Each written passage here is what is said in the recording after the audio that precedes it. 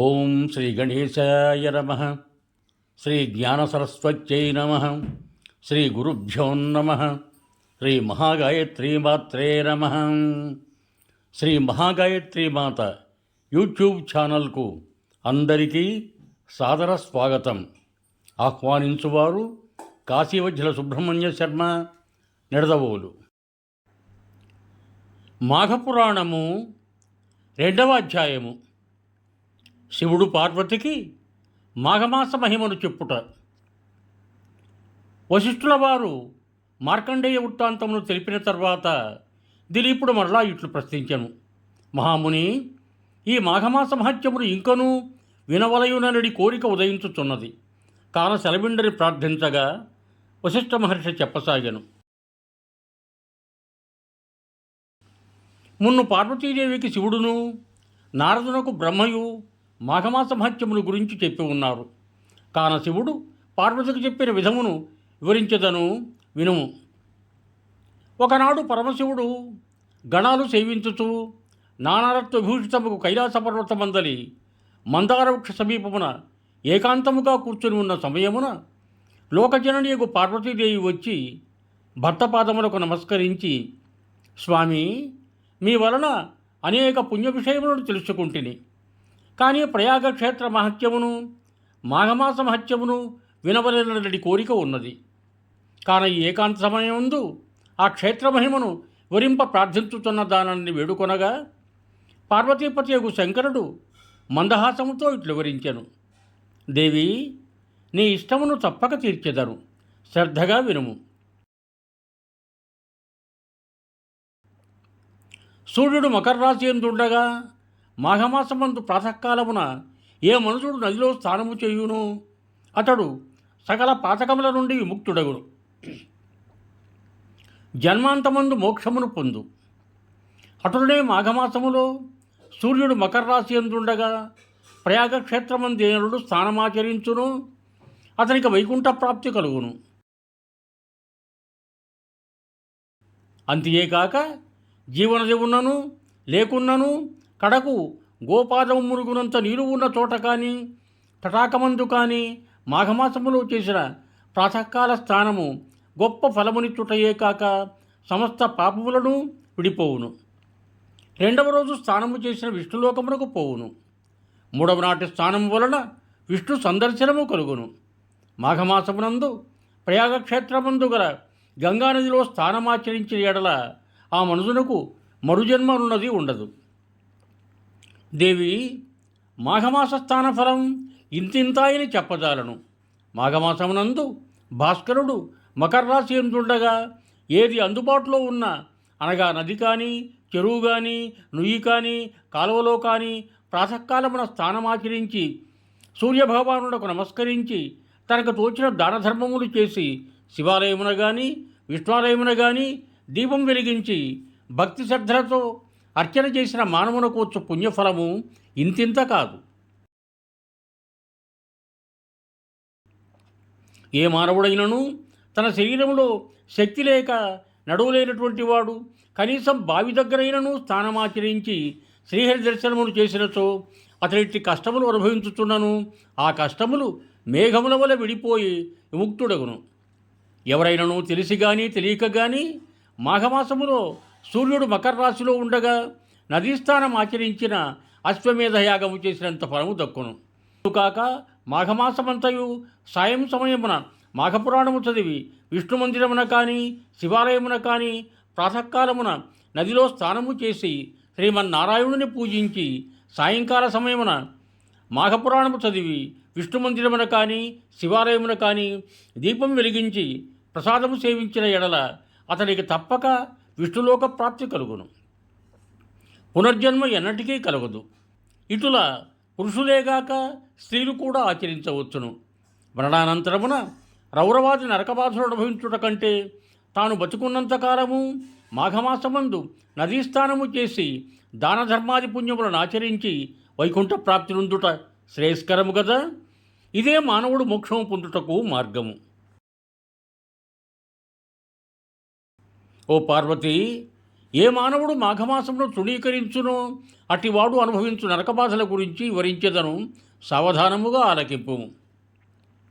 నేను తెలియజేసిన విధముగా ఏ మనుషుడు మాఘమాసమందు ప్రాతకాలమున నదీ స్నానము కానీ, జపము కానీ, విష్ణు పూజ కానీ, యథాశక్తి దానాది పుణ్యకర్మములు కానీ చేయడో అట్టివాడు మరణానంతరమున సమస్త నరకబాధలను అనుభవించుతూ కుంభీరసమును నరకమున పడదోయబడును, అగ్నిలో కాల్చబడును, రంపముల చేత ఖడ్గముల చేత నరకబడును, సలసలకాకు తైలములో పడవేయబడును, భయంకరులకు యమకింకరులచే పీడించబడును.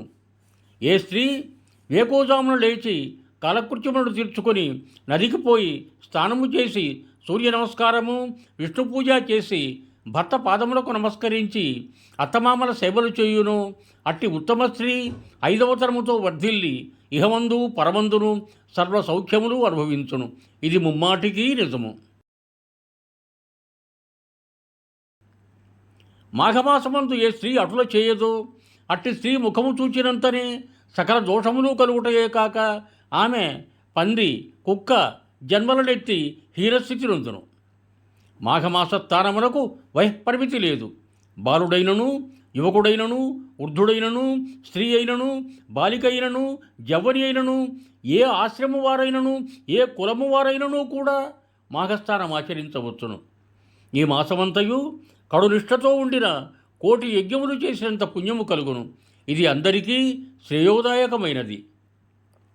పార్వతీ, దుష్ట సహవాసము చేసేవారు, బ్రహ్మహత్యాది మహాపాపములు చేసిన వారు, సువర్ణమును దొంగిలించిన వారు, గురుభార్యతో సుఖించిన వారు, మద్యము తాగి పరస్త్రీళ్లతో క్రీడించువారు, జీవహింస చేయువారు, మాఘమాసములో నదీస్నానము చేసి విష్ణువును పూజించిన ఎడల వారి సమస్త పాపములు నశించుటయే కాక జన్మాంతరమున వైకుంఠ ప్రాప్తి కలుగును. మరియు కులభ్రష్టుడైన వాడును, కించిత్ మాత్రమైనను దానధర్మములు చేయని వాడును, ఇతరులను వంచించి వారి వద్ద ధనము అపహరించువాడును, అసత్యమాడి పొద్దు గడుపువాడును, మిత్రద్రోహియు, హత్యలు చేయువాడును, బ్రాహ్మణులను హింసించువాడును, సదా వ్యభిచార గృహములతో తిరిగి తాళిగట్టిన ఇల్లాలిని బిడ్డలను వేధించువాడును, రాజద్రోహి, గురుద్రోహి, దైవభక్తి లేనివాడు, దైవభక్తులను ఎగతాళి చేయువాడును, గర్వము కలవాడై తానే గొప్పవాడని అహంభావముతో దైవకార్యములను ధర్మకార్యములను చెడగొట్టుచు దంపతులకు భేదములను కల్పించి సంసారములు విడదీయువాడును, ఇళ్లను తగులబెట్టువాడును, చెడు పనులకు ప్రేరేపించువాడును, ఈ విధమైన పాపకర్మలు చేయువారలు సైతము ఎట్టి ప్రాయశ్చిత్తమును జరపకయే మాఘమాసమందు ప్రాతస్నానము చేసినంత మాత్రముననే పవిత్రుడగుదురు. దేవి, ఇంకనూ దీని మహత్యమును వివరించదను వినుము. తెలిసి ఉండియో పాపములు చేయువాడు, క్రూరకర్మములు ఆచరించువాడు, సిగ్గు విడిచి తిరుగువాడు, బ్రాహ్మణ దూషకుడు మొదలగు వారు మాఘమాసంలో ఉదయమే నదికి వెళ్ళి స్నానము చేసిన ఎడల వారికున్న పాపములన్నీయూ నాశనమగును. మాఘమాస స్నానమును ప్రాతకాలముననే చేయవలను. అలాగున చేసినచో సత్ఫలితము కలుగును. ఏ మానవుడు భక్తి శ్రద్ధలతో మాఘమాసం మొదటి నుండి ఆఖరు పర్యంతము స్నానములు చేసేదని సంకల్పించును, అటువంటి మానవునికున్న పాపములు తొలగిపోయి ఎటువంటి దోషములు లేక పరిశుద్ధుడగును. అతడు పరమపదము చేరుటకు అర్హుడగును. శాంభవి, 12 మాసములలోనూ మాఘమాసము మిక్కిలి ప్రశస్తమైనది. సకల దేవతలలో శ్రీమన్నారాయణుడు ముఖ్యుడు. అన్ని శాస్త్రములలో వేదము ప్రధానమైనది. అన్ని జాతులలో బ్రాహ్మణుడు అధికుడు. అన్ని పర్వతములలో మేరుపర్వతము గొప్పది. అటులనే అన్ని మాసములలో మాఘమాసం శ్రేష్టమైనది ఒకట చేత ఆ మాసమందాచరించడి ఏ స్వల్ప కార్యమైనను గొప్ప ఫలితాన్ని కలుగజేయును. సరిగా ఉన్నదని స్నానము చేయని మనుష్యుడు తనకు లభించవు పుణ్యఫలమును కాలితో తన్నుకొన్నట్లే అగును. వృద్ధులు, జబ్బుగానున్నవారు చలిలో చన్నీళ్లలో స్నానము చేయలేరు.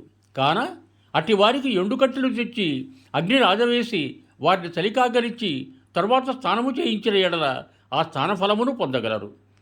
చలి కాగిన వారు స్నానము చేసి శ్రీహరిని దర్శించిన పిదప అగ్నిదేవునికి సూర్యభగవానుడికి నమస్కరించి నైవేద్యము పెట్టవలను. మాఘమాసములో శుచి అయిన ఒక బీద బ్రాహ్మణునికి వస్త్రదానము చేసిన ఎడల శుభఫలితము కలుగును. ఈ విధముగా ఆచరించని వారిని చూచి ఏ మనుషుడైనను అపహాస్యము చేసినను లేక అడ్డు తగిలనను మహాపాపములు సంప్రాప్తించును.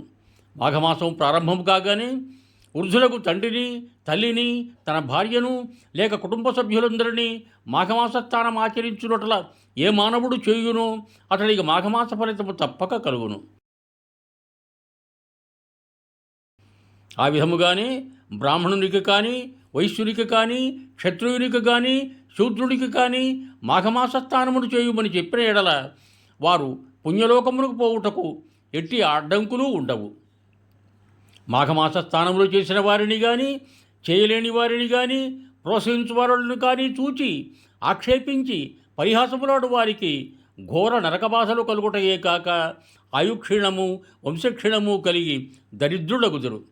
నడుచుటకు ఓపిక లేనివారు మాఘమాసములో కాళ్ళు చేతులు ముఖము కడుకొని తలపై నీళ్లు చల్లుకొని సూర్య నమస్కారములు చేసి మాఘపురాణములు చదువుట కానీ వినుట కానీ చేసిన 7వ జన్మాంతమున విష్ణు సాన్నిధ్యమును పొందుదురు.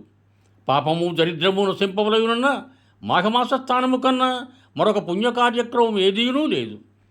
మాఘమాసం వలన కలుగు ఫలితం ఎటువంటిదనగా 100 అశ్వమేధయాగములు చేసి బ్రాహ్మణులకు ఎక్కువ దక్షిణలు ఇచ్చిన ఎంతటి పుణ్యఫలము కలుగునో మాఘస్థానము చేసిన అంతటి పుణ్యఫలము కలుగును. బ్రాహ్మణ హత్య, పితృహత్యాది మహాపాతకములు చేసిన మనుషుడైనను మాఘమాసమంతా నిష్ఠతో ఉన్న ఎడల రౌరవాది నరకముల నుండి విముక్తుడగును. కనుక ఓ పార్వతీ, మాఘమాసస్థానము వలన ఎట్టి ఫలితములు కలుగునో వివరించి తిరికాన నే చెప్పిన రీతి ఆచరించుట అందరికీ యుహప్రదము. యుహం భూయాత్. సర్వే జనా సుఖినో భవంతు. ధన్యవాదములు. మీకు నా ఈ వీడియో నచ్చినట్లయితే ఒక లైక్ కొట్టి మీ బంధుమిత్రులకు కూడా నా ఈ వీడియోను షేర్ చేయగలరు. అదేవిధంగా నా ఛానల్ శ్రీ మహాగాయత్రీమాత యూట్యూబ్ ఛానల్ను సబ్స్క్రైబ్ చేయ ప్రార్థన. మరొక్క మారు ధన్యవాదములతో భవదీయుడు కాశీవజ్ర సుబ్రహ్మణ్య శర్మ, నిడదవోలు, తూర్పుగోదావరి జిల్లా.